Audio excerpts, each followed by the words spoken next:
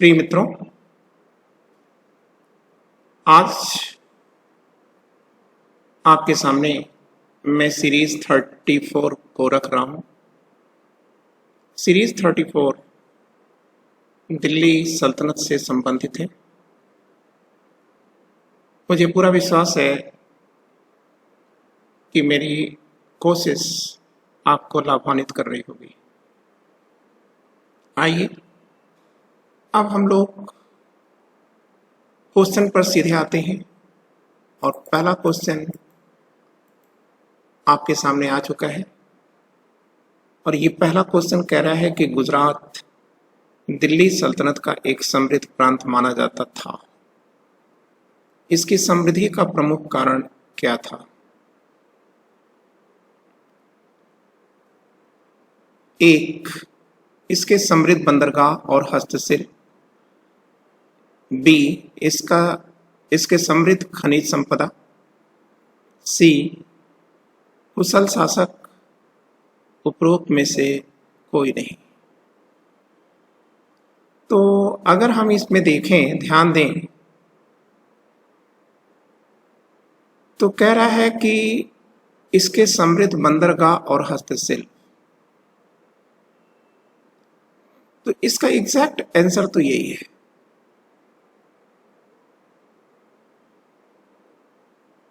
अब हम थोड़ी व्याख्या कर देते हैं।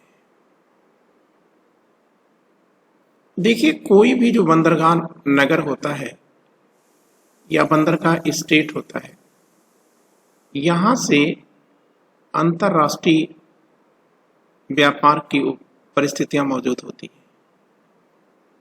ठीक है। और अमूमन ये बात है कि देशी व्यापार से आप लाभ पा सकते हैं, परंतु जब तक विदेशी व्यापार नहीं होता तब तक यह लाभ बड़े लाभ में नहीं बदलता। क्लियर? तो ऐसी स्थिति में गुजरात बंदरगाह स्टेट था और पश्चिम एशिया को जाने वाले, यूरोप तक को जाने वाले जो व्यापार थे वो यहीं से नियंत्रित होते थे। क्लियर? तो इस व्यापार के कारण गुजरात दिल्ली सल्तनत का एक समृद्ध प्रांत बना और इसके साथ साथ यहाँ हस्तशिल्प उद्योग भी था। सूरत यह हस्तशिल्प उद्योग के लिए जाना जाता था। इसके अतिरिक्त कच्छ ये सिल्क का बड़ा केंद्र था। ठीक है। अगर आप अलाउद्दीन खिलजी के बारे में याद रखें तो अलाउद्दीन खिलजी ने कच्छ में बनने वाले सिल्क के कपड़े को प्रतिबंधित कर दिया था। ठीक है। तो ऐसी स्थिति में हस्तशिल्प उद्योग भी यहां खूब विकसित था। तीसरी बात आपको याद रखना है कि यह इतना समृद्ध स्थान था कि गुजरात में चालुक्यों की राजधानी जो थी अनिलवाड़, इसको व्यापारियों का तीर्थस्थल कहा जाता था। ठीक है। तीर्थ स्थल के नाम से भी जाना जाता था। तो खैर, आपके सामने हमने इसकी पूरी व्याख्या कर दी है। ठीक है।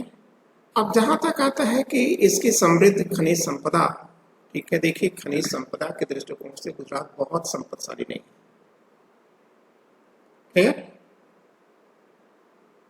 तो कुशल शासक व्यापार करने की परिस्थितियां बना सकता है, ठीक है, परंतु कुशल शासक होने से, ठीक है, समृद्धि का सीधा कोई संबंध नहीं होता। क्लियर? तो ये पहला क्वेश्चन आपके बीच में समाप्त हो रहा है, लेकिन आप देख रहे हैं कि इसमें व्याख्या में कई अच्छे क्वेश्चन बन के आपके सामने आए हैं। अब आइए हम लोग दूसरा क्वेश्चन देखते हैं। दूसरा क्वेश्चन कह रहा है कि बहमनी साम्राज्य के निर्माण के लिए निम्न में से कौन सा कारक उत्तरदायी था? ठीक है। तो ये देखिए, जो बहमनी साम्राज्य है, पहली चीज तो आप याद रखिएगा, यह बहमनी साम्राज्य की स्थापना कहाँ हुई थी? तो आप कहेंगे कि दक्कन में हुई थी।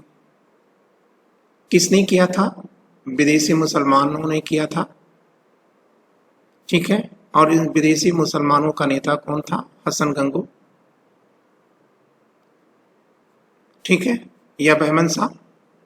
तो अब इन्होंने ये स्थापित करने में सफल क्यों हो गए? क्योंकि मोहम्मद बिन तुगलक के काल में एक तो साम्राज्य बहुत बड़ा हो चुका था, क्लियर, और दूसरी तरफ मोहम्मद बिन तुगलक अपने सुधारों में असफल होते गए थे, जिसके कारण उनके खिलाफ जन असंतोष बढ़ता गया था। और जब जन असंतोष बढ़ा तो विद्रोह हुए, और इसी जन असंतोष और विद्रोह का लाभ उठा करके बहमन शाह ने, ठीक है, बहमनी साम्राज्य की स्थापना किया था। कब किया था? आप कहोगे 1347 में किया था, ठीक है। तो इसका सही आंसर क्या आएगा? तो आप कहेंगे सर इसका सही आंसर है सी, क्लियर। अब तीसरा क्वेश्चन देखते हैं। तीसरा क्वेश्चन मिलान है, ठीक है। तो आइए देखते हैं, सितार का निर्माता कौन है? तो आप कहेंगे कि सर अमीर खुसरो है, ठीक है। अमीर खुसरो ने सितार कैसे बनाया था? इसके पहले वाले टेस्ट सीरीज में मैंने आपको बताया था कि भारतीय बीड़ा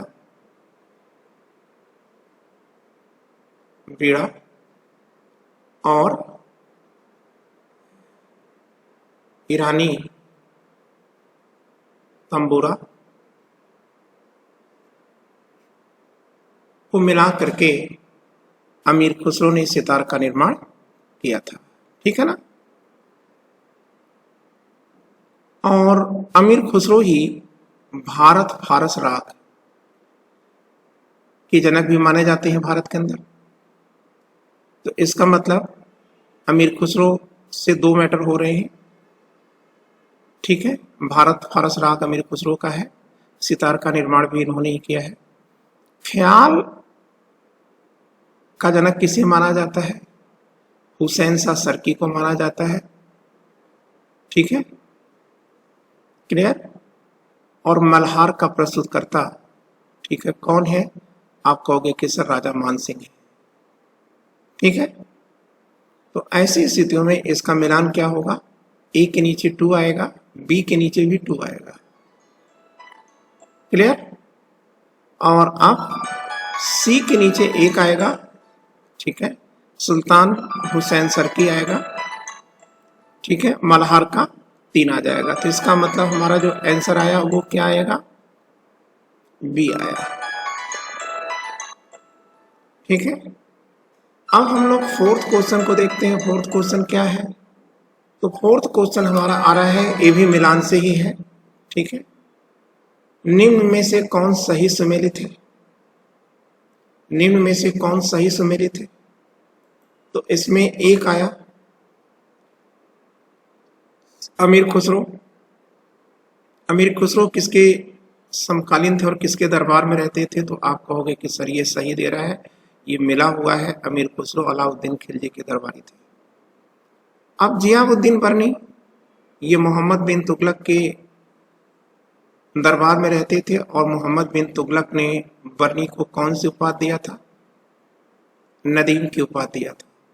और वैसे तो बर्नी एक मौलवी है, और लेकिन यही बर्नी है जो मोहम्मद बिन तुगलक को सुझाव देने का साहस कर सकता था, और कोई भी आदमी साहस भी नहीं कर सकता था।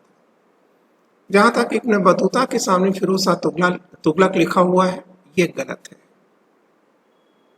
क्योंकि इब्न बतूता किसके काल में आया था? 1333 में आता है, ठीक है, और 1342 तक रहता है। 1342 में यह मोहम्मद बिन तुगलक का दूत बनकर के चीन चला जाता है, ठीक है, क्लियर। और जब वापस आता है तो सीधे वो मोरक्को को चला जाता है। तो इसका मतलब ये जो मैटर है ये गलत है। यहां अगर मोहम्मद बिन तुगलक होता तब सही होता। मिनहाज सिराज ये इल्तुतमिश के काल में इन्होंने काजी का भी पद संभाला था, और नासरिया जो मदरसा है उसके यह प्रिंसिपल भी रहे हैं, क्लियर। और इसी मिनहाज ने रजिया के बारे में लिखा है कि रजिया ने 3 वर्ष 6 माह 6 दिन शासन किया था।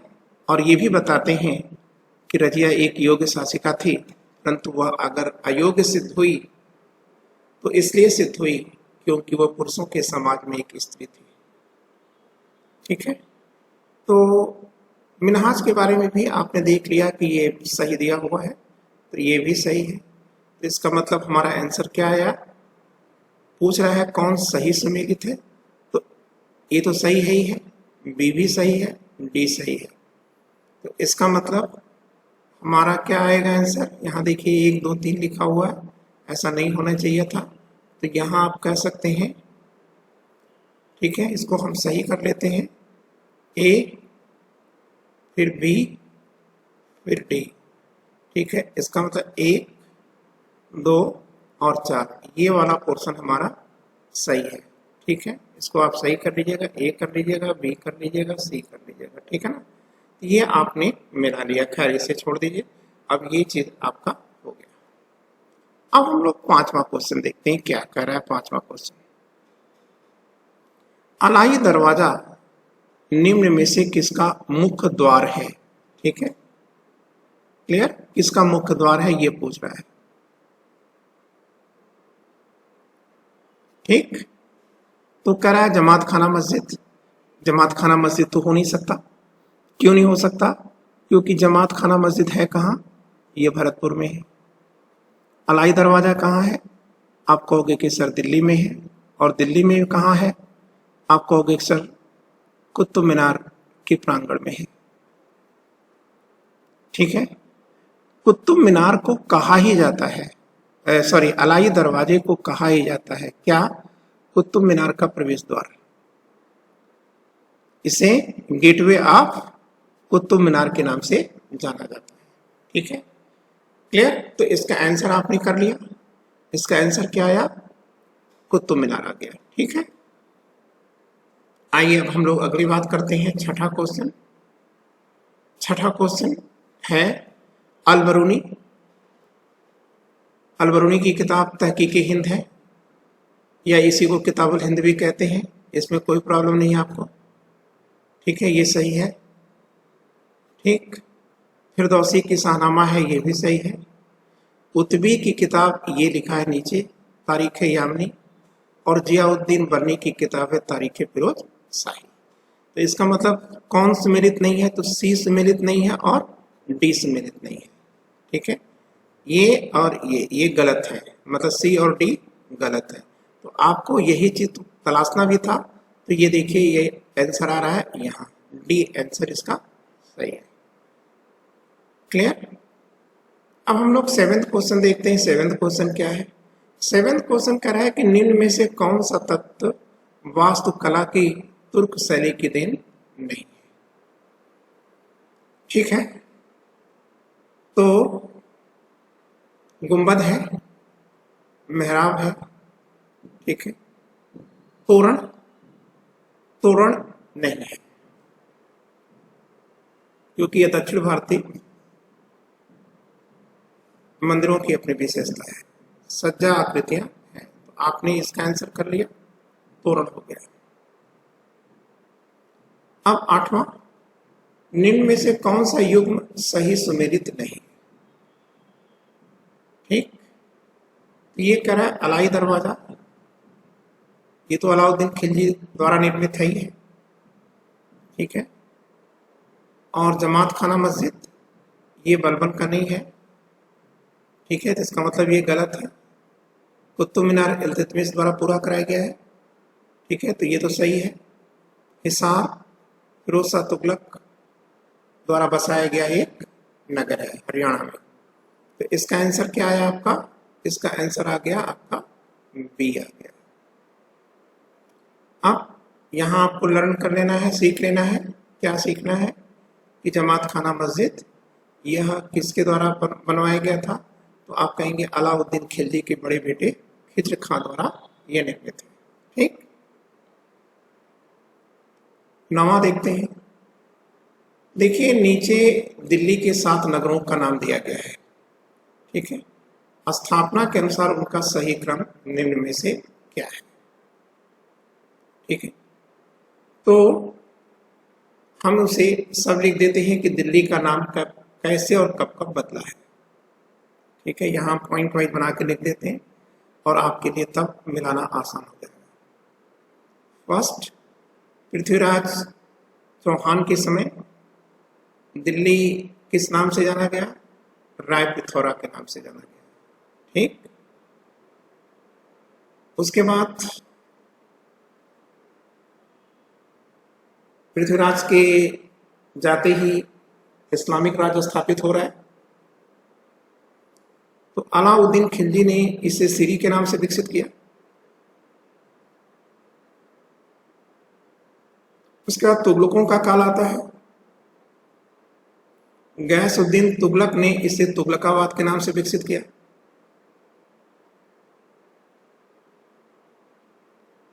मोहम्मद बिन तुगलक ने इसे जहांपनाह नगर के नाम से विकसित किया।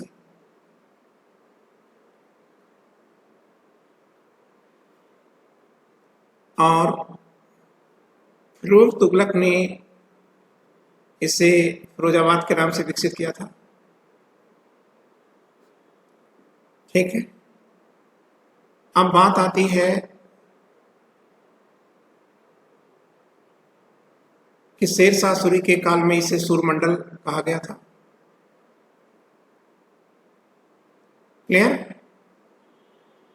सैयदों के काल में इसे खिजराबाद नाम दिया गया था।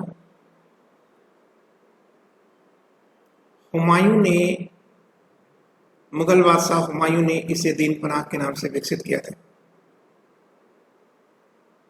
और बादशाह शाहजहां ने इसे शाहजहानाबाद के नाम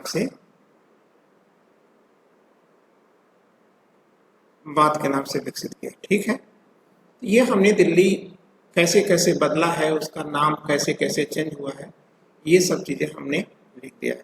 तो अब आप इसको बड़े आसानी से मिला सकते हैं। ठीक है, तो यहाँ पर क्या आ जाएगा? 5 सबसे पहले आया, फिर उसके बाद 4, मतलब अलाउद्दीन खिलजी आ रहा है, सीरी आ गया, ये 4 हो गया। फिर इसके बाद तुगलकाबाद आ गया 6।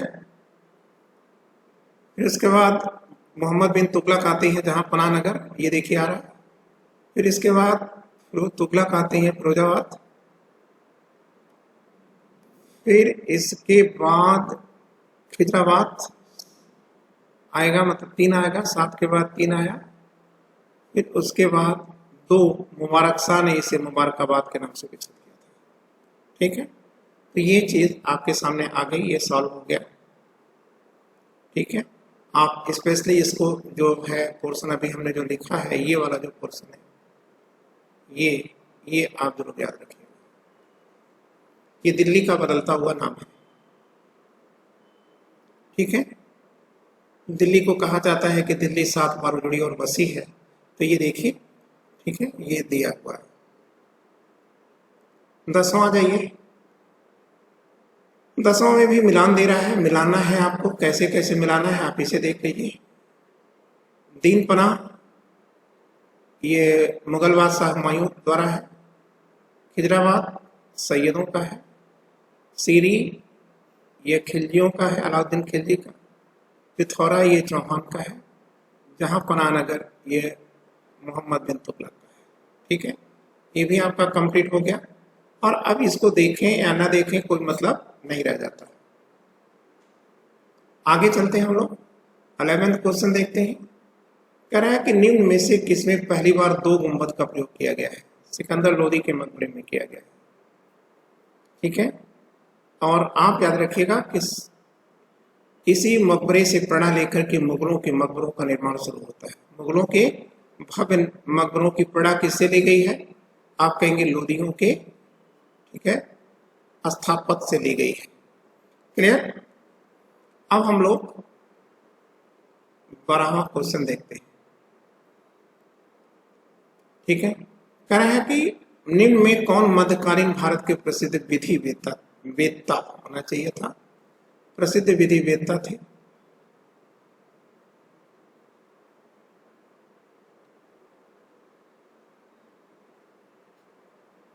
ठीक है। विज्ञानेश्वर तो थे ही, मिताक्षरा इनकी किताब है, हिमाद्री थे ही, राजशेखर नहीं थे, जिमोत्माहन ये दाएं भाग है। तो इसका मतलब 1 2 4, 1 2 4, ये सी इसका विकल्प सही है। अब कुछ लाइनें हम यहाँ पर आपको याद करा दें, कुछ बता देते हैं। देखिए, विज्ञानेश्वर ने मिताक्षरा में पैतृक संपत्ति के विभाजन का नियम दिया है, और क्या कहा है इन्होंने कि पिता को चाहिए कि अपनी जीवित अवस्था में ही अपनी संतानों के बीच में संपत्ति का वितरण कर दे। लेकिन जिमोत्माहन दाएं भाग में क्या कहते हैं कि नहीं, ऐसा नहीं होना चाहिए, ठीक है। पिता के मरने के बाद ही उनके वंशजों को संपत्ति में अधिकार मिलना चाहिए। कौन कह रहा है? जिमोत्माहन दाएं भाग में कह रहे हैं। अब 13वां क्वेश्चन देखते हैं। अलाउद्दीन खिलजी के समकालीन कौन है? अलाउद्दीन खिलजी का समकालीन कौन था? वारंगल के काकती तो थे ना, ठीक है। 1310 में, ठीक है, मलिक काफूर को अलाउद्दीन खिलजी ने, ठीक है, वारंगल के शासक प्रताप रुद्रदेव पर आक्रमण करने का निर्देश दिया था, और मलिक काफूर ने वारंगल के काकती शासक प्रताप रुद्रदेव से ही, ठीक है, कोहनूर हीरे को प्राप्त किया था, ठीक है। और यह कोहनूर हीरा कहाँ से निकाला गया था? गोलकुंडा की खान से निकाला गया था। तो इसका मतलब एक तो सही हो गया। द्वार समुद्र के होयसल, ये तो उनके समकालीन थे, बीरबल थर्ड, ठीक है, अलाउद्दीन खिलजी के काल में, ठीक है, होयसल शासक थे, ठीक है। इसका मतलब ये भी है। द्वार समुद्र को दूसरा नाम क्या है? हेलबिट, हेलबिट, ठीक है। मदुरा के पांड, अलाउद्दीन खिलजी ने दक्षिण में सबको जीता, लेकिन किसको नहीं जीत पाए थे? मदुरा के पांडवों को नहीं जीत पाए थे, ठीक है, क्लियर। और मदुरा में जो मदुरा के पांड्य जो है, यहीं पर बीरधूल है, और बीरधूल में ही है बरियमपत्ती का मंदिर, और इसी बरियमपत्ती के मंदिर में क्या था? एक शिवालय था, और यह शिवालय पूर्णतः सोने से निर्मित किया था, और मलिक काफूर ने इसी बरियमपत्ती के शिव मंदिर को लूट करके, ठीक है, अलाउद्दीन खिलजी के समस्त विजयों को पीछे कर दिया था, ठीक है। और यहीं से वह ईर्ष्या का विषय बना था मलिक काफूर, और उसका पतन भी हुआ था, ठीक है। महाबलीपुरम की पूर्वी गंज, ये बहुत पहले की बात है, ठीक है। तो ऐसी स्थितियों में यह गलत होगा, यह समकालीन नहीं है। तो समकालीन कौन हुआ? 1 2 3 हुआ। तो इसका आंसर क्या आएगा? आप कहोगे कि सर ये दिया हुआ है, बी आ गया। अब हम चलते हैं 14 क्वेश्चन। गोलकुंडा के मुस्लिम राज्य का उदय किस प्राचीन हिंदू साम्राज्य के अवशेष पर हुआ है? ठीक है, किसके अवशेष पर हुआ है? तो आप कहोगे कि सर वारंगल पर हुआ है, ठीक है, वारंगल, ठीक है। ये किसकी राजधानी थी? आप कहोगे तेलंगाना की, और इसी के अवशेष पर, ठीक है, किसकी स्थापना हुई है? आप कहेंगे गोलकुंडा के मुस्लिम राज्य की स्थापना हुई है, ठीक है, क्लियर हो गया। यहाँ कौन शासन करता था? तो आप कहेंगे काकतीय राजवंश शासन करता था, ठीक है। द्वार समुद्र ये होयसलों का है, और ये कहाँ पर है? आप कहेंगे कि सर ये तो पश्चिमी घाट पर है, मतलब आधुनिक कर्नाटक और तमिलनाडु में कावेरी नदी के कुछ हिस्से को लेकर के कभी बना था द्वार समुद्र। देवगिरी ये दक्कन में, आप महाराष्ट्र में है, ठीक है, दौलताबाद के नाम से जाना जाता था, ठीक है ना। अब आप 15वां क्वेश्चन करिए। जब राजा वोडियार ने मैसूर राज्य की स्थापना किया था, तब विजयनगर साम्राज्य का शासक कौन था? ठीक है, तो आप याद रखिएगा कि पहली चीज, वोडियार राजवंश की स्थापना कब हुई थी? पहले तो आप ये जान लो, वोडियार राजवंश की स्थापना 1614 में होती है, और 1614 किसका काल है? आप कहेंगे सर विजयनगर के शासक वेंकट राय सेकंड का शासन काल है। क्या शासन है वेंकट राय का? 1585 से 1614 तक। ठीक है, क्लियर। सदाशिव राय हो नहीं सकते। ठीक है, क्लियर, क्योंकि तालीकोटा का जो युद्ध होता है, ठीक है, वहीं पर ये समाप्त हो जाते हैं। ठीक है, लगभग और 1570 में तो जब सदाशिव राय मार दिए जाते हैं तो उसी पर ही अराविंदु वंश की स्थापना होती है और ये अराविंदु वंश का शासक है वेंकटराय सेकंड। ठीक है, और ये अराविंदु वंश की स्थापना किसने किया था? आप कहोगे कि सर सलक राज तिलमल ने किया था।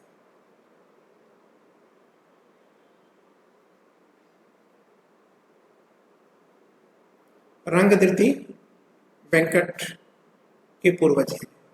ठीक है, तो ये चीजें आपने यहां पे जान लिया। फिर 16वां कह रहा है कि जब भारत पर चंगेज के नेतृत्व में मंगोल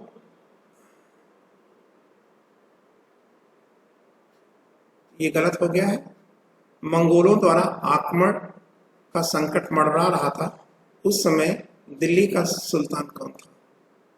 इल्तुतमिश था। ठीक है, मैं आपको याद दिला दूं कैसे कैसे आप कह सकते हैं, क्योंकि चंगेज ने ख्वारिज में शाह के ऊपर आक्रमण किया था। ख्वारिज में शाह किसी से हारे थे, तो आप कहेंगे मंगोलों के नेता चंगेज से हारे थे, और खुद ख्वारिज में शाह भाग करके कैस्पियन सागर के तट पे कहीं छिप गए थे और इनका बेटा था जलालुद्दीन मकबरनी, और जलालुद्दीन मकबरनी ही भाग करके कहाँ आया था? कुवाचा के पास संरक्षण लिया था। लेकिन कुवाचा और जलालुद्दीन मकबरनी ने, ठीक है, इल्तुतमिश से सहयोग मांगने की कोशिश किया था, लेकिन इल्तुतमिश ने कोई सहयोग नहीं दिया था, और सहयोग न दे करके उन्होंने, ठीक है, मंगोलों के आक्रमण से भारत को बचा लिया था।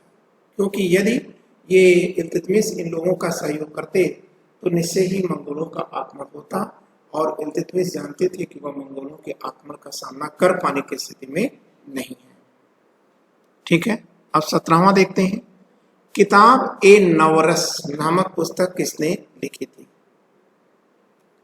तो किताब ए नवरस किस भाषा में लिखी गई है? दक्कनी में लिखी गई है। ठीक है, क्या है ये? कविताएं हैं। ये कविताएं किस पर हैं? आप कहेंगे सर इब्राहिम आदिल शाह सेकंड ये दिया हुआ है, ठीक है, कि पत्नी चांद और उनकी हाथी पर उन्होंने अपनी कविताएं लिखा है। ठीक है, अब इब्राहिम आदिल शाह सेकंड को अवला बाबा के नाम से भी जाना जाता है। अवला बाबा मतलब असहायों का, ठीक है, ये संरक्षक थे अवला बाबा, और इन्हें शंकराचार्य भी कहा जाता है। क्लियर हो गया? आपका ये भी पोर्शन कंप्लीट कर गया। 18वां देखते हैं। अमीर खुसरो के बारे में निम्नलिखित कथनों पर विचार करिए। ठीक है, वह निजामुद्दीन औलिया का शिष्य था। निश्चय ही कहा ही जाता है कि अमीर खुसरो की रातें निजामुद्दीन औलिया की खानकाह में गुजरती थी, मठ में गुजरती थी, और दिन, ठीक है, अलाउद्दीन खिलजी के दरबार में। क्लियर? तो हिंदुस्तानी शास्त्रीय संगीत और कव्वाली दोनों का संस्थापक भी कौन है? अमीर खुसरो। अमीर खुसरो को गजल और कव्वाली का जनक कहा जाता है। तो इसका मतलब ये दोनों सही है। ठीक है, ये 1 और 2 दोनों सही है। ठीक है,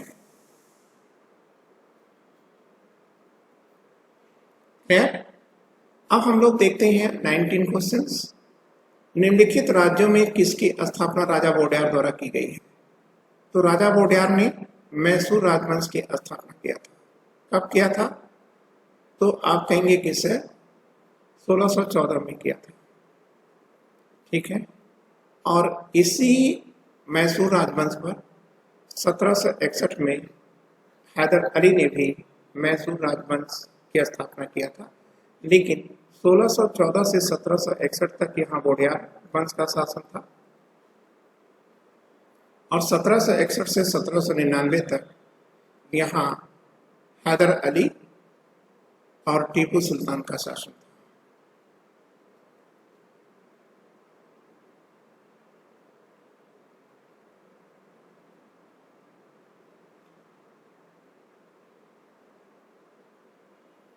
अलाउद्दीन खिलजी के शासन में आमिल कौन था?